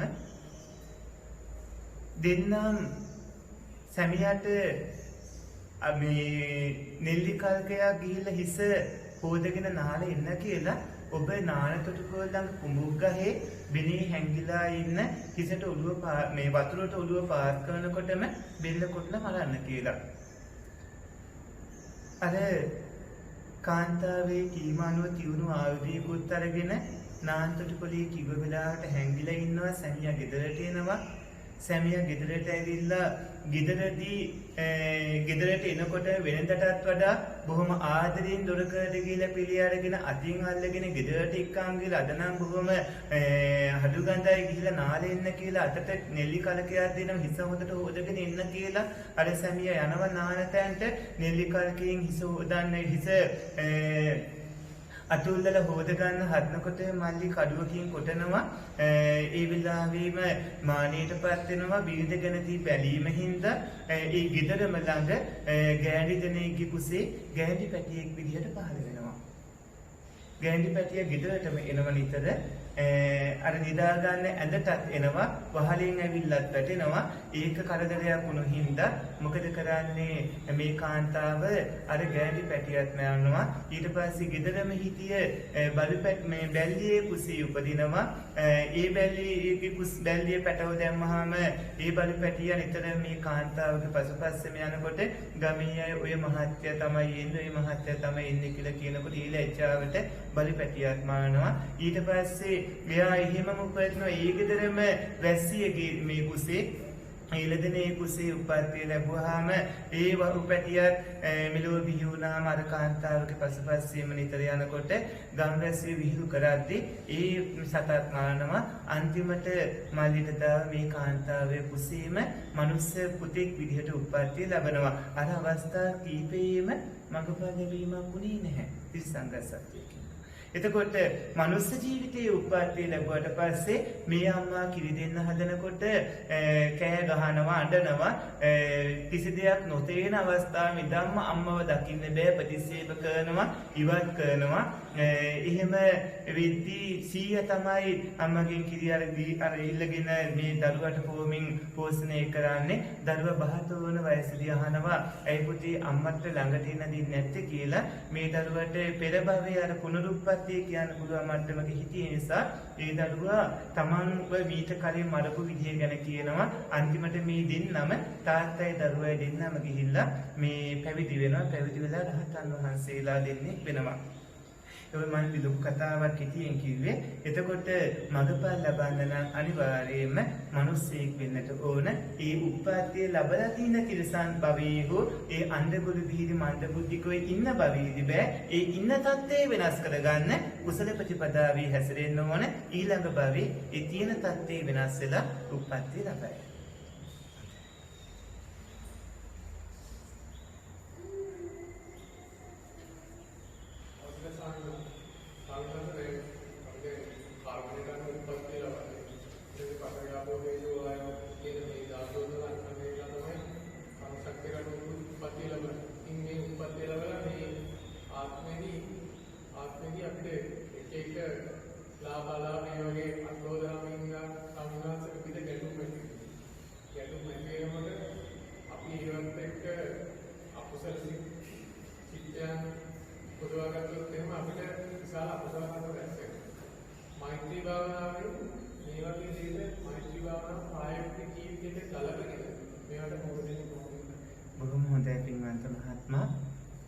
එතනදී කටයුතු කරන්න ඕනේ මෙන්න මේ විදිහට පින්වත්නි ඔයතු කරගත් කර්මාරෝග මේ දීර්ඝ සසර ගමන් මගේ ගසාගෙන යනකොට පින්වන්ත ඔයයන්ට මේ මනුස්ස ජීවිතයේදී ලාභ අලාභ අයස යස නින්දා ප්‍රශංසා සැප දුක් කියන මේ කාරණා 8ට මුහුණ දෙන්න වෙනවා හැබැයි මේ කාරණා 8ට ඔබ මුහුණ දෙන ආකාරය අනුව ඔබට ඒක පින්කමක් හෝ පාප කර්මයක් හෝ කරගන්න පුළුවන්.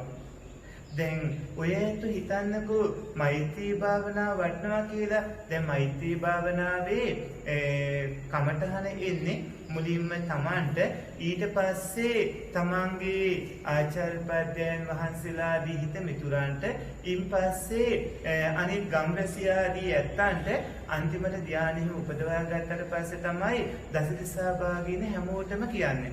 දැන් අද නම් මෛත්‍රී කමඨහන අර කමඨහන වාක්‍යයක් විදිහට කීමනේ හුඟක් වෙලාවට කරන්නේ. මම වෛර නැත්තේකින්මා තරහ නැත්තේකින්මා ආදී විදිහට මාමීම මාගේ ගුරුවරුද දෙමව්පියෝද ආදී විදිහට එහෙමනේ ඉන්නේ. නමුත් මෛත්‍රී භාවනාව වඩන්නේ මේ විදිහට. මුලින්ම මෛත්‍රී භාවනාවේ පළවෙනි කොටස.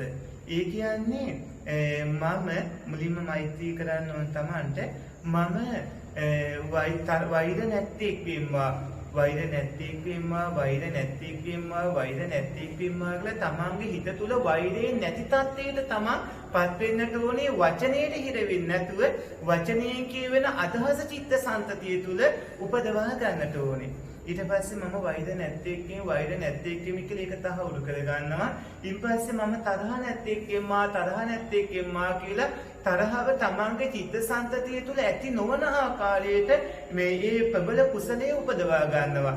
ඊට පස්සේ තරහ නැත්තේකින් කියලා ඒක තහවුරු කර ගන්නවා. මම දුක් පීඩා නැත්තේකින්මා සෝපත් වෙන්මා ආදී විදිහටත් එහෙම කටයුතු කරගෙන තමන් තුළ වෛරයේ තරහව ආදී කවුරු නෑ මෛත්‍රිය ඇති වුණා කියලා දැනගත්තට පස්සේ තමයි තමන්ගෙන් පස්සේ අනිත් අයට මෛත්‍රී කරන්නේ.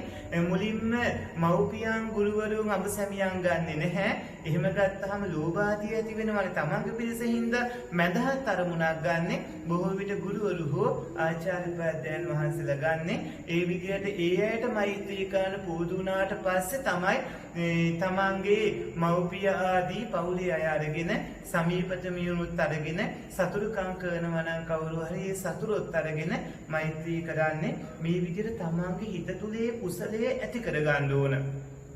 එහෙම කුසල ඇති කරගත්තට පස්සේ කවුරු හරි ඔය පින්වතුන්ට යමක් දුන්නත් ඔබ තුල අමුතු වෙනසක් වෙන්නේ නැහැ. ඒ වගේම අභිධර්මාදී හැම දැනගෙන කටයුතු කරන්නත් ඕන. ධර්ම ඥානෙ මුහුකුරා යද්දී තමයි ඔය ඇත්තන්ගේ අවබෝධයේ ප්‍රඥාව වැඩෙන්නේ. බොහෝ දේවල් ලැබුණත් ඔබ තුල 아무තු වෙනසක් වෙන්නේ නැහැ. ඒ වගේම ඔබට නොලැබුණත් ලැබෙන දෙයක් වැළැක්වුවත් ඔබට කේන්ති ඒමාදී දෙයක් ඇති වෙන්නේ නැහැ. ඒ වගේම ලාභ අලාභ අයසේ අස නිന്ദා ප්‍රශංසා සැප දුක් කියලා කියන ඔය අටලෝ දහමේ මොන කරුණක් ආවත් ඔය පින්වතුන් මේවා නාම රූප මේවා ධාතු මේවා ආයතන ඉන්ද්‍රියයන් විදිහට පරමාර්ථ ධර්ම විදිහටම දකිමින් ඔබේ කිරිස් තත්වයක් යටපත් කරගෙන බොහොම සුවසේ කටයුතු කරනකොට අර ඇතිවන හැම ප්‍රශ්නයක්ම ඔබට පින්කමක් බවට පත් කර ගන්නවා. දැන් නම් හුඟක් වෙන්නේ කවුරු හරි බැන්නට පස්සේ කොල්ලක් අරගෙන යන එකනේ කරන්නේ. නැත්තම් කවුරු හරි මොන හරි කිව්වහම බඩින්න යන එකනේ කරන්නේ. කණ්ඩු වෙන්නනේ. හුඟක් වෙලාවට මට කිව්වා මමත් හොඳ වයින් දෙකක් කිව්වා කියලානේ කියන්න හදන්නේ. හැබැයි ඊතන තියෙන සම්පූර්ණයෙන්ම අපසල වැඩ පිළිවෙලා. හැබැයි තමන්ගේ ඉස්සරහට අලාභ අයස ඒ වගේම නිന്ദා දුක් මොන කරදරයක් ආවත් ඒ වගේම මොන යහපත් දෙයක් ආවත් නොසලී ඉඳිමින් නුවණින්ම ඒ සියල්ල හසුරුවා ගන්නවා. එතකොට ඇති වෙන තිහේතුකසී ඥාන සම්පයුත්තසී ප්‍රයෝජනාදී සලකා කටයුතු කරන සිත්. දැන් හිතන්න ඇයි බුදු පියාණන් වහන්සේ දේවදත්ත තෙරුන් වහන්සේ හිරිහැර කරන්න පටන් ගද්දිම ශාසනය නිරපුවේ නැත්තේ? නැත්නම් බුදු පියාණන් වහන්සේට අතීත වර්තමාන අනාගත තුන් කාලයේම බලන්න පුළුවන් නේ. ඒ බුදු පියාණන් වහන්සේ දේවදත්ත හාමුදුරුවෝ පැවිදි නොකර හිටියේ නැත්තේ. පැවිදි නොකර හිටියනම් ඔය දේ වෙන්නේ නැහැ. පින්වත්නි බුදු පියාණන් වහන්සේ දේවදත්ත තෙරුන් වහන්සේ ගැන ප්‍රයෝජනාදී සලකා ඒ කටයුත්ත කළේ. ඒ බුදු පියාණන් වහන්සේ කිසිම මොහොතක අර අටලෝ දහම් ආදී ඒ කවුණවලදී සැලීමක් වෙන්නේ නැහැ. බුදු පියාණන් වහන්සේ ගත්තේ ඒ ක්‍රියාමාර්ගයේ වගේ ඔය ඇත්තොත් පින්වත්නි ඔබේ ජීවිතයේ මොන බාධා පීඩාවක් නොසලී කටයුතු කරන්න ඕන. ඒක කුසල කර්මයක් බවට පරිවර්තනය කරන්න ඕන. සමහරලාට අද හිරිහැර කරන කෙනාට හෙට මඟපල් ලබන්න පුළුවන් හේතු සම්පත් ජනිත වන ආකාරයට ඔය ඇත්තෝ කටයුතු කරන්නට ඕනේ. ඒක ඔබට පින්කමක් වෙනවා. අද හතුරුකම් කරනවා කියලා හිතන්න. පින්වත්නි ඔබට මිතුරුකම් කරන්න ඕන. මිතුරුකම් කරන්න කියලා කියන්නේ හිරිහැර කරන කෙනාව ළඟින් ආශ්‍රය කරමින් කරන හතුරුකම තව හොඳට කරන්න පුළුවන් විදිහට අවස්ථාව හදලා දෙන එක නෙමෙයි. එතනදී ඔය ඇත්තෝ ඔහුට වහිර කරන්නේ නැතුව ඔහුගේ හතුරුකම ඉස්සරහා ඔබට මේ ප්‍රබල කුසලයක් ඇතිවන ආකාරයට ප්‍රබල මෛත්‍රියකින් කටයුතු කරන්න තරම් ඔබේ හදවත කුසලයෙන් පොහොසත් කරගන්න. කුසලයෙන් කුඩා සන්නද්ධ කරගන්න, බල සම්පන්න කුසල ඇති කරගන්න, ඒ විදිහට කටයුතු කරගන්න අටලෝ දහමට මුහුණ දෙන සිද්ධ වෙනවා. ඒ මුහුණ දෙනකොට මේවා නාම රූප ධර්මයෝ, මේවා ආයතන ඉන්ද්‍රිය ධර්මයෝ ඒ අටලෝ දහමේදී කම්පා නොවි කුසල ප්‍රතිපදාවෙන් හැසිරෙන්න. එතකොට පින්වත්නි ඔය ඇත්තන්ට ඒකත් පාරමිතා පුණ්‍ය කර්මයක් විලා සසරින් එතර වෙන්න පුළුවන්කම ලැබෙනවා. මතකද සාන්තිවාදී ජාතකය? අත් දෙකක් කපනවා, කකුල් දෙකක් කපනවා. මහරහතුමනි මම සාන්තිවාදී වෙමි. අන්තිමට පපුවටත් ඇනලා මානෙපත් කරනවා. ඒ රජතුමා පණ පිටින් අපායට යනවා. බෝධිසත්වයන් වහන්සේ මොහොතේම දිව්‍ය ලෝක දිවි කෙනෙක් උප්පත්ති ලැබනවා.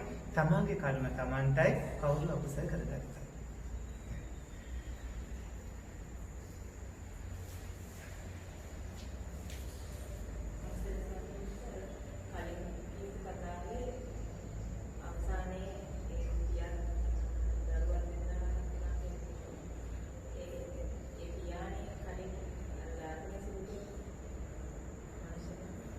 බොහොම හොඳයි පින්වන්ත මහත්මිය.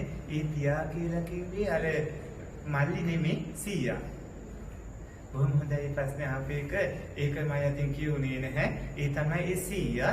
මේ ඒ කියන්නේ මෙයාගේ මේ අම්මා තාත්තත් මල්ලිත් නෙමෙයි. දැන් තාත්තා නෙමෙයි විදිහට උප්පත්ති ලැබේ. මල්ලිට දාව තමයි මෙයා උප්පත්ති ලැබුවේ. නමුත් සීයා තමයි මෙයාව ඇතලි කරේ. ධර්ම සාකච්ඡාව ඔබට බොහෝ ප්‍රයෝජනවත් වෙනවා නේද? ධර්ම දේශනා රාශියකට වඩා කවුණු බොහෝමයක් මතුවෙනවා.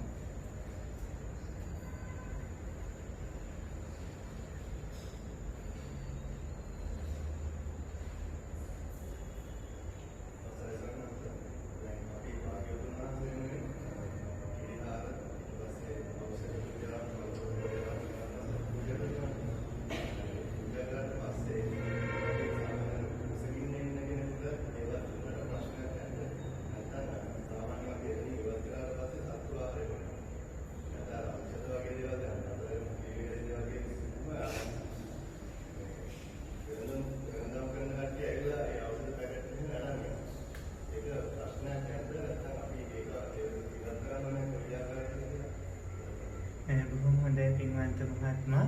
ඒකත් බොහොම වටිනවා. පින්වතුනි, බුද්ධ පූජාව පූජා කරනකොට අපි මේ බුද්ධ පූජාවමයි කරන්නේ කියන චේතනාව ඇතිව ඔය හැත්තෝ ඒ කටයුත්ත කරන්න. දැන් බුදු පියාණන් වහන්සේට දාන පූජාවක් නම් ඒක කැප වෙන්නේ උදෑසන අලුයම් වෙලාවේ අරුණෝදයේ ඉඳලා දහවල ඉර මුදුන් වීම වෙනකම්. උදෑසන දාන නම් ඒ දාන පූජා කරපු වෙලාවෙන් පස්සේ ඒක අවසන්. දහවල දානේ නම් දහවල දානේ පූජා කිරීමෙන් පස්සේ අවසන් වෙනවා. බුදු පියාණන් වහන්සේ ජීවමානව වැඩ ඉදි වුණත් විහාරස්ථානයට කවුරු හරි එනකොට ඒ ආව කෙනෙක් අපි බණ පොතේම සඳහන් වෙනවා. ඒ ආපු අය අතරේ සමහරව කුසගින්නේ නම් හිටියේ අර ලැබුණු දානේ ඉතුරු දෙයක් තිබ්බනම් දුන්නු අවස්ථා තියෙනවා.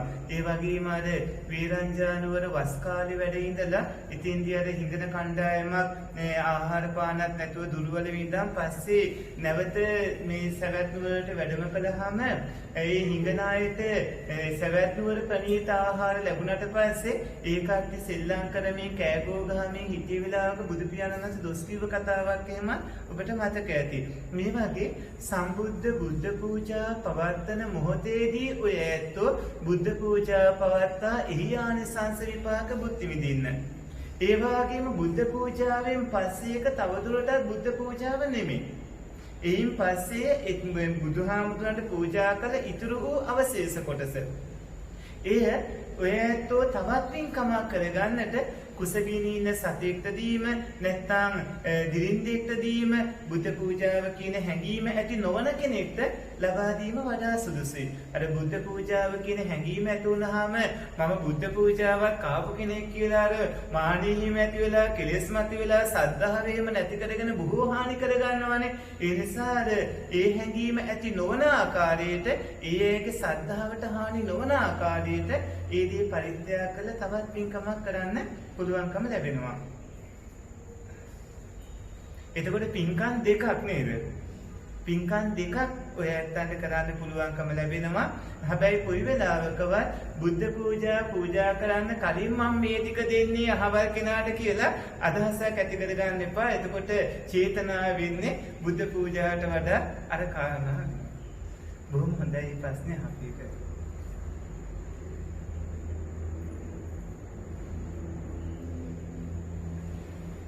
එහෙමනම් පින්වත්නි ප්‍රමාණවත් නේද? දැන් දහවල දාන වේලාවක් නම් වන හින්දා කටයුතු මෙතකින් අවසන් කරන්න. සත්පුරුෂ පින්වත්නි, ওই සත්පුරුෂ හැමදිනම අද දවසේදී මේ විදිහට මහා පින්කම් මාලාවක්ම ජීවිතයේ සිදු කර ගන්නවා. අපි අපේ සිරු මහත්මාණන්ට පුණ්‍යානුමෝදනා කරනවා. නිවන් මාගේ එකමුතුව මේ සත්පුරුෂ සමාජ මාධ්‍යජාලයේ මේ සියලුම මහත්ම මහත්මීනට පුණ්‍යානුමෝදනා කරන ඔබ වැදු ඔබ හැදු ඔබ ලොකු මහත් කළ ඒ ආදරණීය මව්පිය පවුල් පරපුරේ මේ පුණ්‍ය කර්මයේ කොටස් කරුණු හැම දිනාටම පුණ්‍යානුමෝදනා කරනවා. සත්පුරුෂ පින්වත්නි, ඔබ හැමදෙනාම මෙතෙක් වේලා සිදු කරගත් පුණ්‍ය ධර්මය ඔබ නම් මියගිය ඥාතීනට අනුමෝදන් කරන්නට ඕන.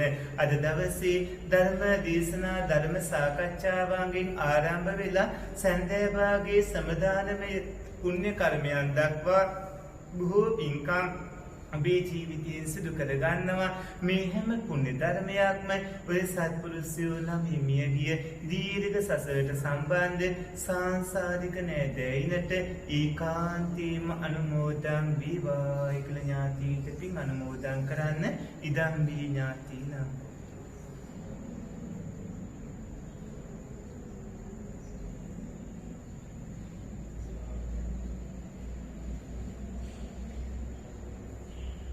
සියලු දෙවියන්ට මේ පින් අනුමෝදන් කරන්න. සමස්ත දිව්‍ය රාජ සමූහයා මේ පින් අනුමෝදන් වෙත්වා ඔබව රකිත්වා කියලා දෙවියන්ට පින් අනුමෝදන් කරන්න. ආකාසට්ටාච